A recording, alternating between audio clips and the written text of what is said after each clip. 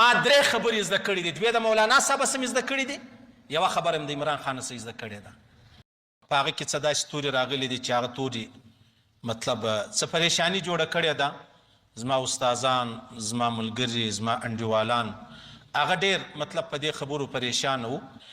یوه خبره دا د عزیزانو، دا زه چې دا اوس کوم مجلس کوم دا زما د خیرخواهانو دپاره کوم چې څوک زما خیرخواهان دي، زما خواخوږي دي، په ما یې خوا بدیږي، زما مینوال دي، دا د هغو دپاره کوم. زه د هغو مرید یم. او کوم چې بدخواهان دي، بدخواهان هغه د دې مخکې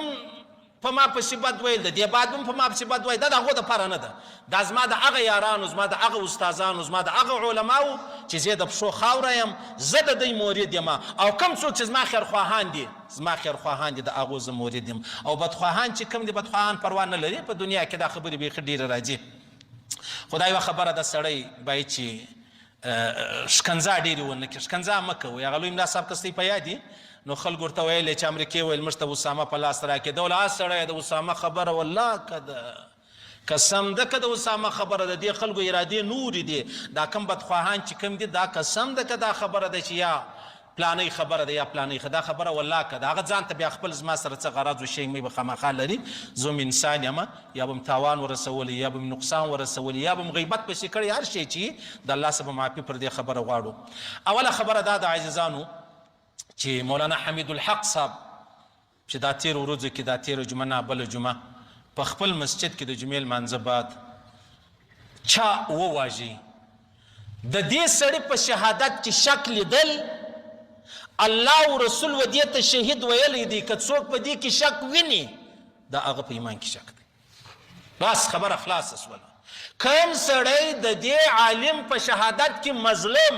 په خپل مسجد کې د چا پښه نه ماته کړې، د چا لاس نه مات کړی، یو سړی راځي دی په وینو سور کوي، دا ته الله او رسول شهید ویلی دی. که څوک نه وایي هغه بیا دشمن دی. دشمن به خامخا دغه خبرې کوي. دشمن ته خو بیا اجازه ده. زما دا ایمان دی، که زه په دې خبره کې شک ووینم چې دا شهادت نه دی، زما په ایمان کې بیا شک دی. دا خبره ختمه شوه.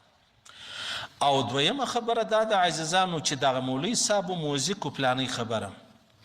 یاره اول خدا خبر درته کوم چې زما د اکوړې سره ډېر زبردسته روحاني تعلق مې دی ورسره. زما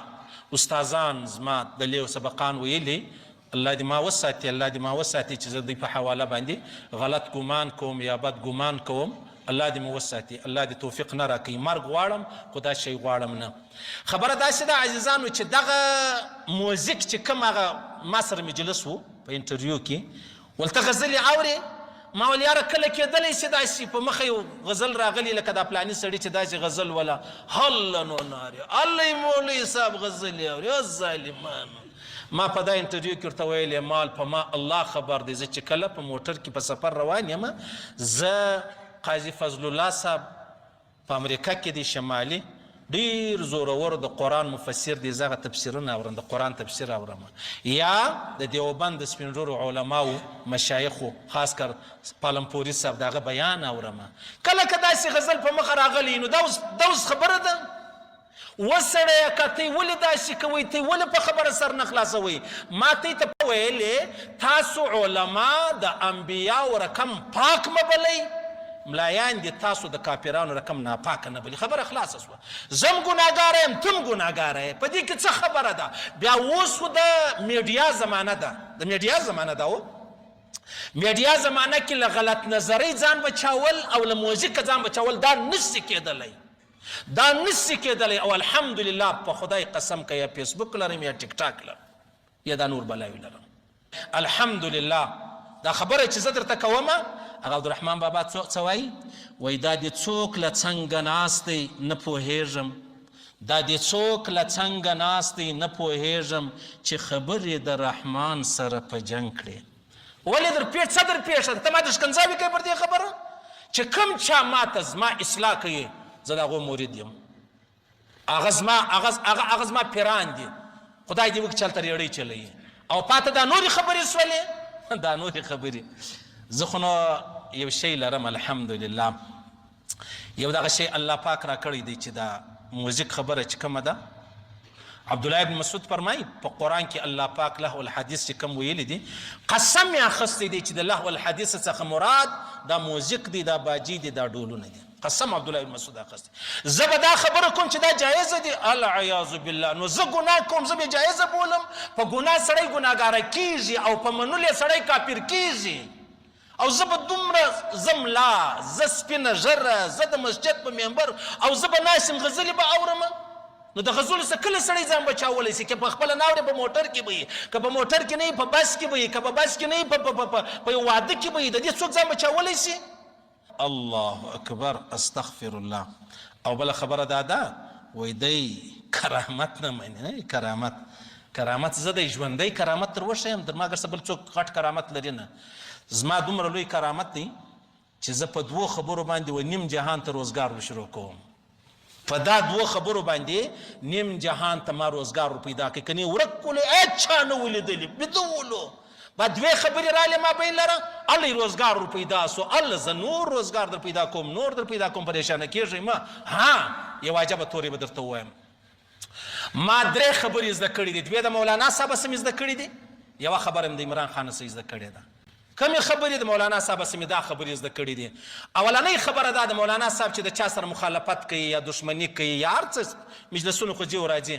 د هغه د ذاته پورې تعلق لري د هغه لور د هغه خور د هغه ښځه په هغه تعلق نه لري قطعا نه کوي دا دومره لوی کمال دی دا د اولیاو کمال دی د اولیاو ما دا په ځان کې راوستلی دی که ته زما سره دشمني کوې ستا بچی زما بچی ده صحیح ده بس نوره خبره نسته او دویم مې دغه تورې جنس زده کړی دی چې کله څوک څه پسې ووایي جوابونه نه ورکوي جواب نه ورکوي ولې نه ورکوي جواب وخت کم دی هغه اولني وایي پښتانه وایي کله چې سړی په سفر روان نو د یوې کوڅې سم سپی پر وغاپي د بلې کوڅې سم د یوې خیمې سم د بلې خیمې سم دا چې ته ډبره راخلې هر سپی جلا جلا ولې نو بیا ته منزل ته رسېدلی سې نه سې رسېدی او زما هم دغه عقیده ده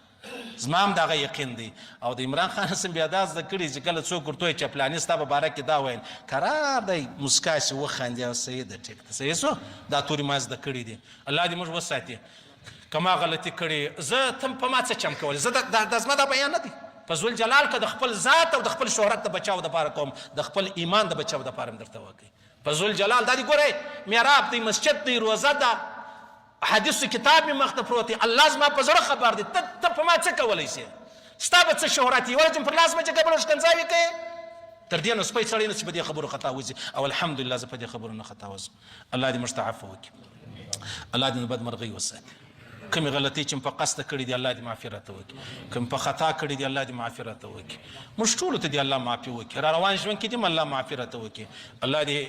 مطلب موږ ته پر صراط مستقیم ژوند را نصیب کړي الله دې زما علما اکابر مشایخ د دیوبند الله پاک دې د دوی د دعاګانو نه باسي الله پاک دې د دوی د اصلاح نه باسي چې دوی ماته یو خبره وکړي او زه بیا په هغه عمل نه کوم الله پاک دې پر دغه اسلام پر دغه قرآن پر دغه دین پر دغه کلمه موږ ته ژوند را نصیب کړي او مرګ دې الله پاک پر دغه تور را نصیب کړي خیر الله دې ویل اورېدل قبول منظور وګرځوي الله دې خپل احکامات د جناب نبی کریم مبارک صلی الله علیه وسلم طریقې را نصیب کړي پر دې تورې دې الله پاک موږ غریبان عزیزان ټول عالم اسلام ته مرګ ور نصیب کړي چې مرو دا ووایي لا اله الا الله محمد رسول